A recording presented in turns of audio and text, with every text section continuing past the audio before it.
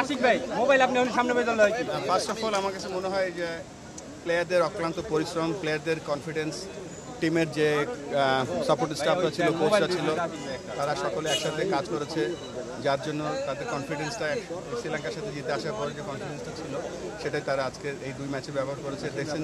দেখছেন দুইবারই 2 দিনে কিন্তু team was in not a very good position, সেখান থেকে বের হয়ে এসে জেতা ইটস নট ইজি। যখন আমি দায়িত্ব নিয়েছিলাম তখন ছিল সেখান থেকে দারুণ কামব্যাক এবং শ্রীলঙ্কার বিপক্ষে এটা ধরেন আমি তো কয়েকদিন ধরে এসে আমার এখানে কোনো কৃতিত্ব নেই, প্লেয়ারদের সমস্ত কৃতিত্ব, যারা অনেকদিন ধরে ক্রিকেট বোর্ডে কাজ করছে, সবার একটা জেল হিসেবে এখানে কাজ করেছে। এটা দীর্ঘকাল কাজ করার ফলে যে সাফল্যটা এসে এটা ক্রেডিট সমস্ত তাদের।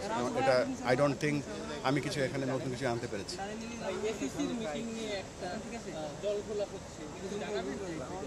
এসিসির ব্যাপারটা একেবারে ক্লিয়ার করে দেই। এসিসি হচ্ছে একটা অর্গানাইজেশন, এশিয়ার 5টা ফুল মেম্বার এবং 25টা অ্যাসোসিয়েট মেম্বার নিয়ে কাজ করে।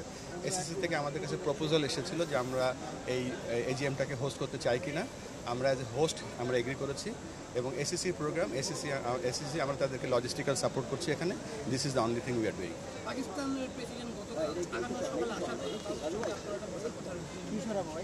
পাকিস্তানের প্রেসিডেন্ট আসছে, উনি এখন এসিসির প্রেসিডেন্ট, সো উনি এখানে আসছে এসিসির, যেহেতু উনি তার প্রোগ্রাম, এবং সেই ফাঁকে ফাঁকে যদি আমাদের কিছু বাইল্যাটারাল বাড়ানো যায়, আরও যদি আমাদের আলোচনা বাড়ানো যায় ক্রিকেট নিয়ে, সেই চেষ্টাটা করবো।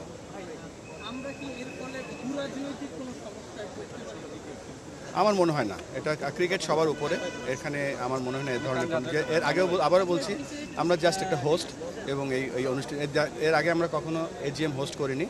সো আমরা চেষ্টা করব আমাদের বোর্ডের সকলে মিলে, আমাদের দেশের সকলে মিলে একটা ভালো এজিএম যাতে হয় সেই চেষ্টা করব।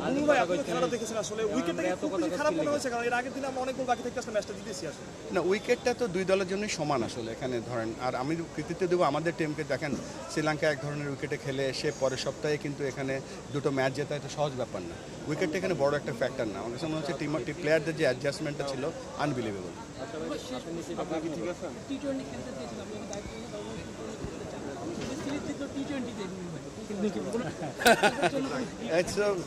হ্যাঁ, টি-20 জিতেছি, টি-20 এখন টি-20 যুগ, লেটস সেলিব্রেট।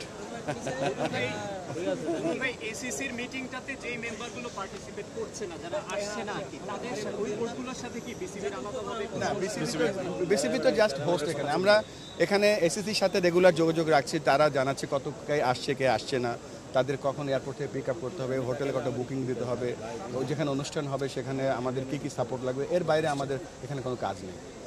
আপনাদের তো মানে আপনারা যেহেতু অ্যারেঞ্জ করছেন, এখানে কোনো শঙ্কা তো নাই আসছে এবং এটা অবশ্যই হবে। আমরা যতদূর জানি আমাদের মতো আমাদের যে লজিস্টিক্যাল সাপোর্ট সেটা আমরা দিচ্ছি, আর এখানে এসিসি বাকি কাজটা করছে। এই মিটিংটাতে মানে মূলত কোন বিষয়গুলোর দিকে আসবে? আমরা এজেন্ডাটা এখনো দেখিনি আর, তবে এটা আমাদের জন্য ভালো একটা বিষয় যে বিভিন্ন অ্যাসোসিয়েট মেম্বার আমাদের এখানে আসছে। তারা আমাদেরকে, আমরা যেমন আমাদের আগে যারা ফুল মেম্বার ছিল বড় ভাই হিসেবে তাদেরকে দেখলাম, তারা আমাদের দিকে তাকিয়ে আছে। আমরা চেষ্টা করব আমাদের ক্রিকেটের যে কালচারটা আছে, আমাদের কত বড় কালচার, এবং লাকিলি ওদের সামনে আমরা 2টো ম্যাচ জিতে সিরিজ জিতে গিয়েছি। তারাও দেখবে বাংলাদেশ কত স্ট্রং একটা ক্রিকেট জাতি।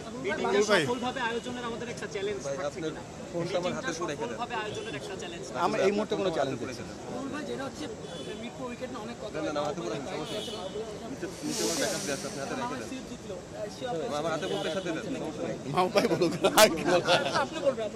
মাহবুব ভাই অনেকগুলো ডিপার্টমেন্ট দেখছেন এবং সাথে সাথে গ্রাউন্ডস কমিটি। গ্রাউন্ডস আপনি জানেন শুধু মিরপুর গ্রাউন্ড না, আমাদের সারা দেশে 7টা খালি টেস্ট ভেন্যু আছে এবং আমাদের অনেক প্রজেক্ট আসছে যেগুলোকে আমরা আরও সুদৃঢ় কীভাবে করতে পারি, ফ্যাসিলিটি কীভাবে বাড়াতে পারি, সে অনেকগুলো কাজ আমাদের গ্রাউন্ড ডিপার্টমেন্ট করছেন। মাহবুব হিসেবে চেয়ারম্যান। একটা জিনিস না জিজ্ঞেস করলেই নয় ভাই, আজকে এমন একটা দিনে আসলে আমরা এরকম একটা জয় পেলাম যখন কিনা পুরো জাতি আসলে শোকে স্তব্ধ।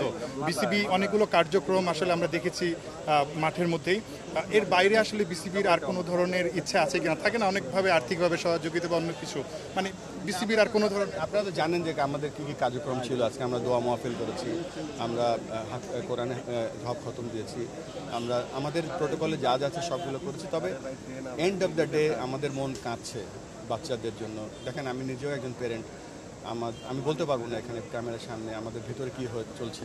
আল্লাহর কাছে দোয়া করি যেন আল্লাহ বাচ্চা সন্তানরা ইনশাআল্লাহ আল্লাহ বেহেশত তাদের নসিব করুক, তবে পেরেন্টসদের জন্য আল্লাহ যেন সেই শক্তিটা দেয়, তারা যেন এই শোকটা বহন করে নিয়ে যেতে পারে আল্লাহর রহমতে। থ্যাংক ইউ ভাইয়া।